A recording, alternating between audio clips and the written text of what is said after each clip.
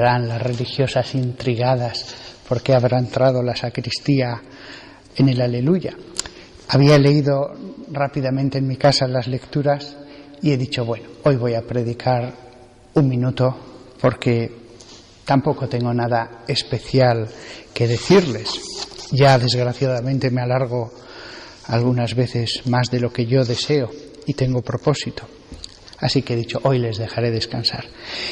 Pero hemos leído la primera lectura sobre la elección de Matías y sí que se han dicho 2 cosas que he dicho, esto me parece interesante, voy a grabarlo para que lo puedan escuchar las ovejitas que escuchan los sermones, quién sabe dónde en el mundo.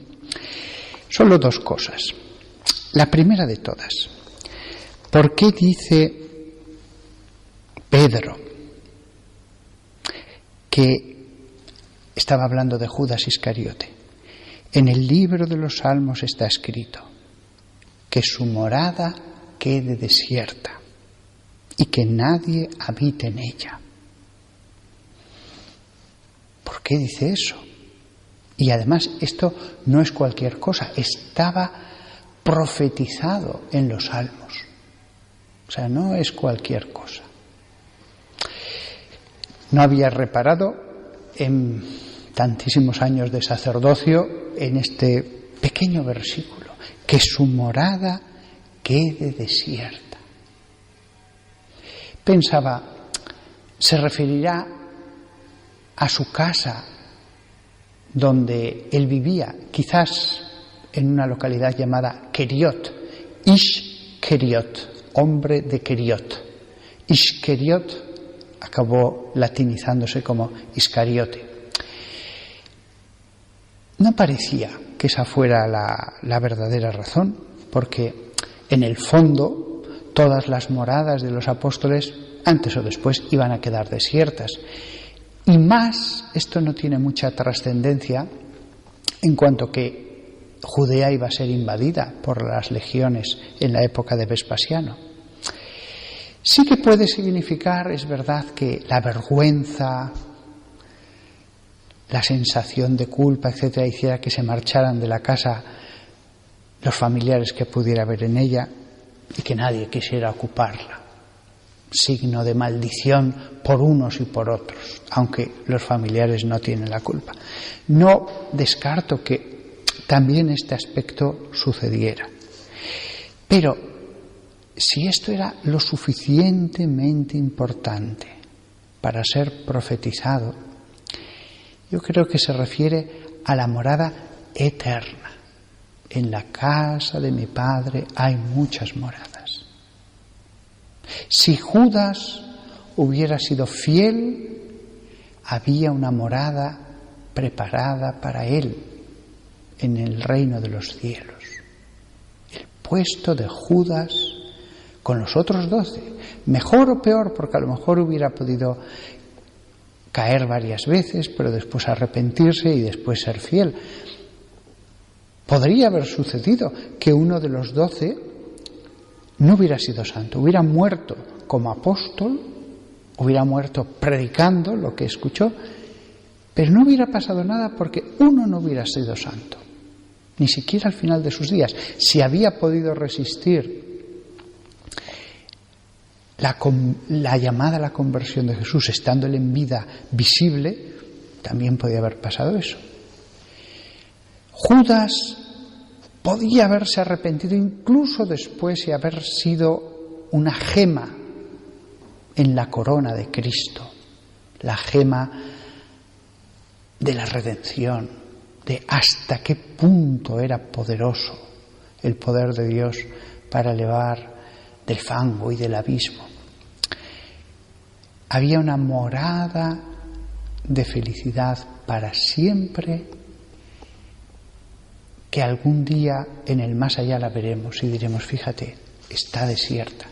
No es una morada material, porque el reino de los cielos no tiene habitáculos con muros. Esa morada la veremos en el conocimiento de Dios. Esa morada es que en la mente de Dios veremos con toda claridad y detalle lo feliz que hubiera sido Judas en el cielo, los gozos que hubiera tenido, las conversaciones con Dios, con los demás, con su madre. Cuando dice que su morada quede desierta, es que lo que veremos en la mente de Dios, porque Dios sabe todo lo que hubiera podido ocurrir, no sabe solo lo que ha ocurrido, sino también lo que podría haber ocurrido. Cuando dice esto San Pedro, que su morada quede desierta y que nadie habite en ella, en realidad veremos esa morada a lo largo de la eternidad. Y desgraciadamente, lo que podremos ver si lo deseamos, porque en el cielo no se nos negará nada que sea lícito, será la morada de Judas en otro reino, el reino del diablo, donde allí como rey, como príncipe, gobierna él. Esa sí que la podremos ver y esa sí que estará habitada para siempre. Y podremos desde el cielo ver el día a día de Judas. Y no dudéis de que algunos querrán asomarse a ver cómo será su existencia, sus conversaciones, sus sentimientos. Y una segunda y última cosa.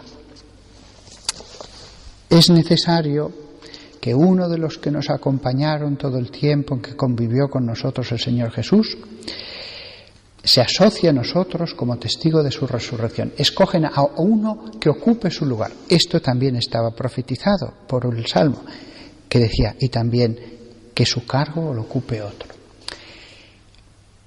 Se escoge a uno que ocupe su lugar. Parece lógico que no quede continuamente el recuerdo del lugar vacío, que si son 12 las tribus, 12 sean los apóstoles. La pregunta es, ¿por qué después, cuando no muere otro, el primero en morir fue Santiago el menor? ¿Por qué no lo ocupó otro? Y después, cuando muere Andrés, ¿por qué no lo ocupó otro? Nunca se me había ocurrido esto, pero ahora he visto claramente la razón. Mientras estaban todos juntos en Jerusalén y alrededores, o más o menos juntos, predicando por el terreno de las 12 tribus y la costa sirofenicia, era lógico que el número 12 estuviera completo, que no quedara recuerdo del lugar vacío. Pero después cada uno se fue en una dirección, con lo cual ni siquiera estarían muy seguros a veces de si ya había muerto uno. Ya no fue posible mantener esos 12 lugares cubiertos, porque de hecho ya ni se iba a notar si faltaban 2 o 3 o la mitad. El número tenía que estar completo mientras formaban una unidad. No un grupo de apóstoles, sino los 12. Pero después empezaba el tiempo de los sucesores de los apóstoles. San Pedro lo dice, que es necesario que uno se asocie a nosotros, pero después serán sucesores. Ya no estará sentado al lado de los 12, sino que estará asociado a los 12. Acaba el tiempo, podríamos decir, mesiánico. Ya después de la ascensión no era el tiempo mesiánico, era el inmediatamente posterior, pero estaba todavía unido personalmente, por personas, al tiempo mesiánico. Pero después comenzaba el tiempo ya de la Iglesia.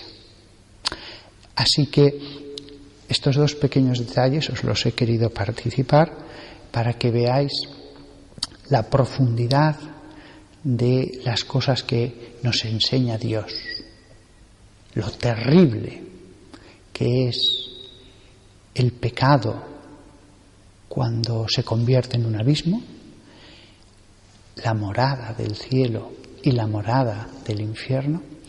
Y el otro aspecto, la belleza de estar asociado a los 12, pero también la belleza, no necesariamente con menor santidad ni menor amor a Dios, de estar ya sucediendo a los 12, cosa que lo tenemos vivo en personas entre nosotros, en toda la Iglesia, que son los sucesores de los apóstoles, los obispos.